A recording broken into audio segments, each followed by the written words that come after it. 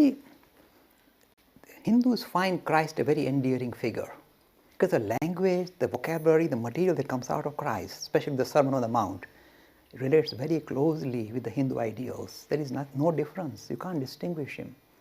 So the Hindus are in love with Christ. In fact, Vivekananda loved two personalities, loved, of course, apart from his master, and he doesn't talk much about him, is Buddha and Christ. He likes them because of their, if you like, the breadth of vision, the compassion that flowed out of them. That touched him. So he was in love. And the Hindus have no difficulty with Christ. We have difficulty with the church, with this stagnant kind of antiquated doctrines and dogmas. There is no reincarnation, there is nothing. This is what annoys the Hindus. They love Christ as a personality, but they dislike the church. And when I say this in Christian Theological College, you know what happens? Many Christians come and say, Jay, we have the same problem. But don't tell anybody. They come and tell me privately like that. There was one chaplain at Surrey University, he's a chaplain at Surrey University, he said, Jay, look, now listen to you, let me explain. I am 70% pluralist. I say, you are nearly there, you'll do. So you see, we have, with the serious Christians or the sincere Christians, we have no difficulty. We have no difficulty with Christ. And there is this lovely story in the Christian tradition that from the age of about 30 to 32 or something, for about 2 or 3 years, Christ, these are the words they use, disappeared into wilderness. And then when he returned, he was shining. He was no longer the same person. You see, a transformation had taken place. So what happened in those 2 or 3 years has remained a secret. Christ hasn't talked about it himself. It has always remained a secret. There are always various theories put forward to say that maybe he went to India and picked up some of the material from the Hindus, because that's where he got enlightened. And there is a serious theory saying that Christ picked up these ideas from ancient India. Do you think the Christians are going to tolerate stuff like that? I'd rather not bother. The thing is this, look, suppose a person, very spirituality, again, nice thing to explore, where is it?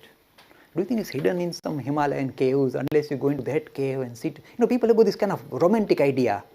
They can go to this cave in Amarnath or somewhere and sit in meditation. What meditation? You get diarrhea the moment you enter, you get diarrhea. And you'll be running with a pot of water all over the place. Spiritually sitting there in the cave, don't you see? It's a universal phenomena. Do you think it is hidden in some cave? It is anywhere and everywhere. And the idea to say, this is the way, this is the ploy we use because we don't want to make serious progress. We just want the gimmicks. So we say, we must go on this pilgrimage and spend 6 months in this particular isolation place, and this is where we get, and this guru is very good. And we always find a guru, and this guru will sort me out. This guru has not sorted himself out. How will he sort you out? But you still want to believe in that and go for it. You know, we look, we're all human. We get caught up with these gimmicks. So spirituality does not lie in India, doesn't lie in UK. It is everywhere and anywhere. And do you know where it is most? Within ourselves. Where else will you find spirit? Do you think it's hiding somewhere outside? Don't you see? The universe is inside you, not the other way around. So running around here and there, do you think it's going to discover spiritually in that corner or that corner? Don't you think? You have it. Let it flow. It will flow in the most dynamic way. So I have not really taken the theologians head on this issue of whether Christ visited India. There are many theories, and people offer certain proofs saying, look, in fact, very likely he was, because he was resurrected, he went to India and passed away there, and there is a particular, there are all sorts of theories. I'd rather not get caught up with the speculation. Wherever he discovered, there is no doubt, the Hindus have no doubt. Look, we are not saying tolerate Christ. We are not saying respect Christ. We are saying we like Christ. We love Christ. We have great problem with the church, and that has not gone away because they still want to come and proselytize. When Vivekananda was talking to the Christian ministers, he said, look, when I attack you, you say we are little lilies, don't touch us, don't touch us. But you want to, fund people, clothe them, to go to my nation and tell that your forefathers were idiots. Your nation, your religion is paganistic, primitive nonsense. And you allow us to tolerate that, and when I come and attack you, you say, oh, don't touch us, don't touch us. They used to run away from him. They said, no, leave us, please don't attack us.